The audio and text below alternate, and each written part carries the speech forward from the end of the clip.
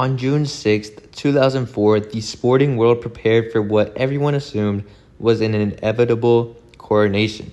The Los Angeles Lakers, who are coming off of a three-peat, stepped onto the floor for Game 1 of the NBA Finals. They didn't just have prime Shaquille O'Neal and prime Kobe Bryant. That summer, they added two future Hall of Famers who were past their prime, but they added Karl Malone and Gary Payton to form the league's first modern super team. Vegas sportsbooks listed the Lakers as overwhelming favorites. Media pundits debated whether Detroit could even win a single game. And according to Vegas, the Pistons are the biggest underdog to ever win an NBA Finals.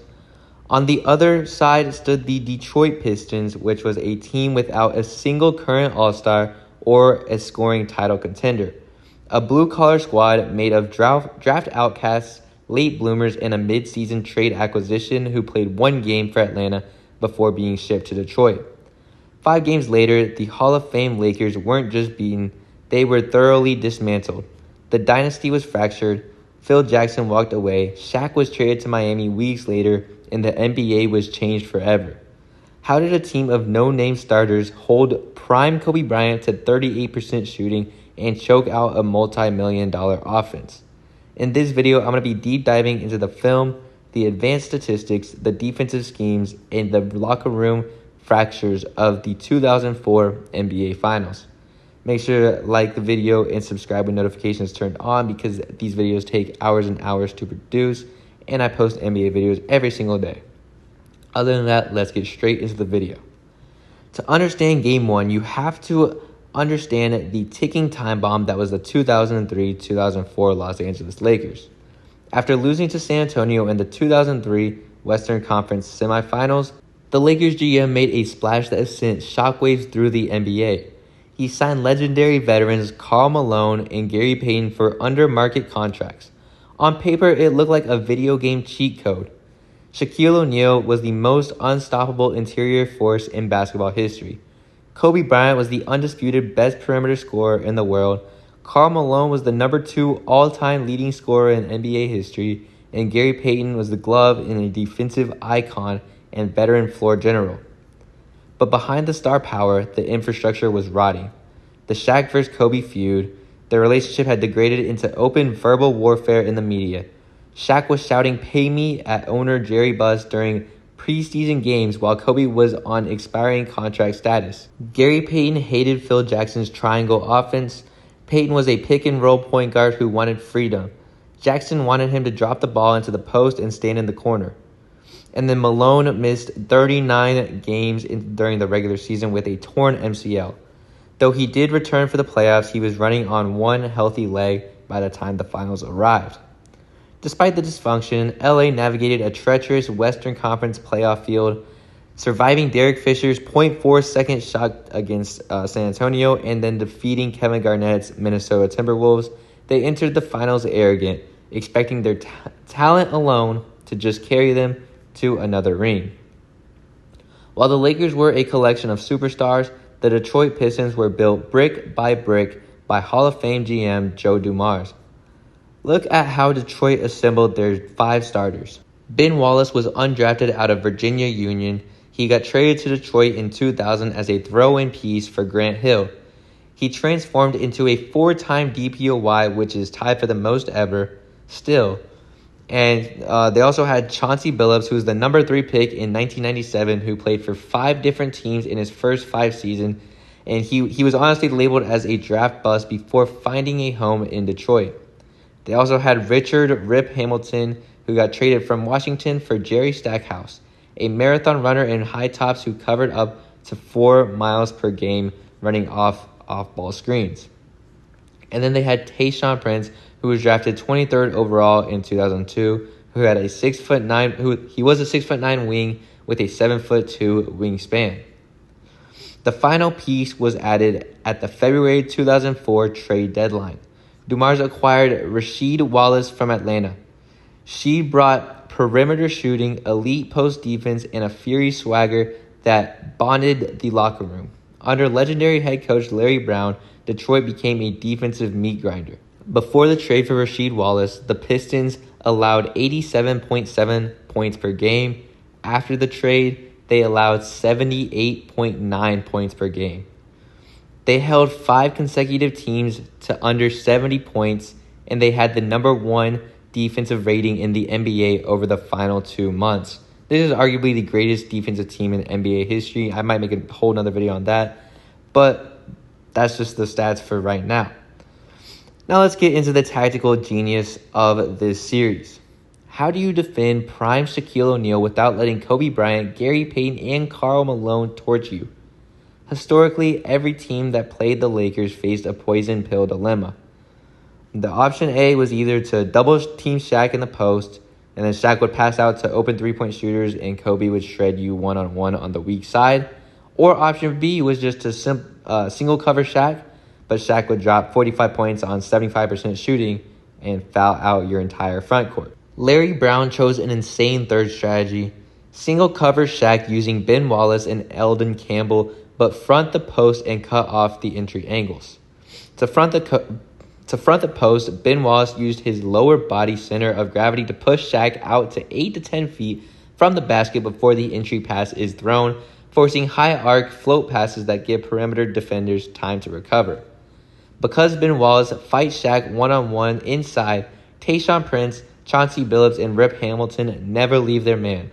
Fisher, George, and Payton get 0 open catch-and-shoot looks, and when Shaq catches the ball deep, Rasheed Wallace or Tayshaun Prince will stunt toward him without fully committing, making Shaq hesitate without giving up an open pass.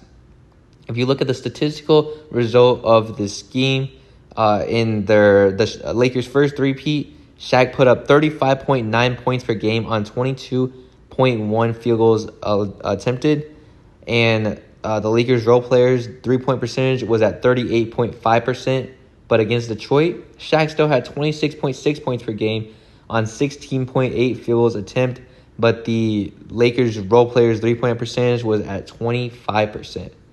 Like I said, Shaq still got his individual numbers, but Detroit completely suffocated the rest of the Lakers' offense.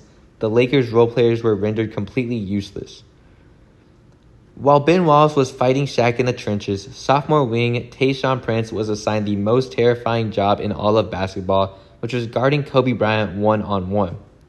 Detroit knew Kobe's competitive side. Chauncey Billups literally revealed later that their mental game plan was that they knew Kobe was going to try to win Finals MVP because Shaq already got 3 of them, and they already knew about the feud. If Shaq got off to a quick start, Kobe was going to feel the need to take over the game himself, and they wanted to bait him into hero ball. Tayshaun Prince used his 7'2" wingspan to smother Kobe's airspace. On off-ball screens, Prince trailed closely to Kobe, and he forced him to catch the ball near the midcourt logo instead of his preferred mid-post wings. If you look at Game 3 in Detroit, the Palace of Auburn Hills was deafening. Detroit held the Lakers to 68 points, which is the lowest single game point total by the Lakers franchise since the introduction of the shot clock. Kobe shot 4 for 13, Gary Payton scored 6 points, and the Lakers looked utterly broken. Kobe Bryant's 2004 final stats went down from 24 points in the 2003 playoffs to 22.6 points per game in the 2004 finals. He shot 38.1% from the field and 17.4% from the three-point line. And I'm not gonna try to hate or anything, but if that were to happen in today's game, he would be slandered all over NBA TikTok and NBA Twitter. Now, he took 113 field goal attempts, and he led the team with shooting by 29 shots, and he had 18 turnovers across the 5 games in the finals. Now, we talked so much about Detroit's defense because it was absolutely outstanding in smothering defense, but their offense in this series was absolutely clinical perfection. While the Lakers ran a stagnant, predictable half-court set, Detroit attacked Gary Payton and the Lakers' perimeter guards relentless in pick-and-roll action. Chauncey Billups completely dominated Gary Payton through the 5 games. Billups posted up Payton, pulled up in his face on fast breaks, and controlled the pace of every single quarter. Billups earned the nickname Mr. Big Shot and took home Finals MVP, averaging 21 points, 5.2 assists, and shooting 50.9% from the field and 47.1% from three-point. Game 5 was a coronation.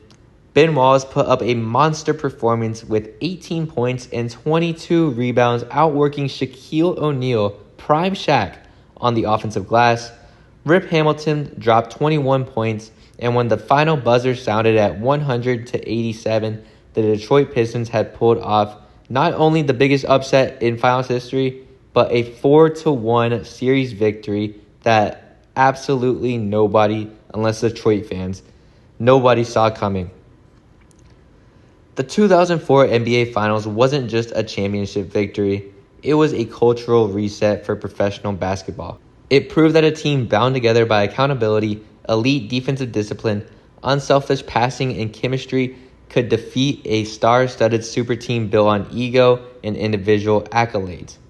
Within weeks of Detroit's victory, Phil Jackson resigned as head coach of the Lakers, Shaquille O'Neal demanded a trade and he was dealt to the Miami Heat, Karl Malone retired from the NBA, and Gary Payton was traded to Boston. The Lakers dynasty was officially dead, and the go-into-work Pistons cemented their place in basketball immortality as the ultimate underdog champions. But I do want to hear from you guys in the comment section below. Where does the 2004 Detroit Pistons defense rank amongst the greatest defensive teams in NBA history? Do you guys think this is the biggest upset in finals history? If not, does another series? Let me know what other series would take that crown. Make sure to drop your hot takes in the comments below. Don't forget to leave a like on the video, and please subscribe when notifications turned on because I post daily NBA content, and these videos take hours upon hours to produce, and a like and subscribe would mean the world to me.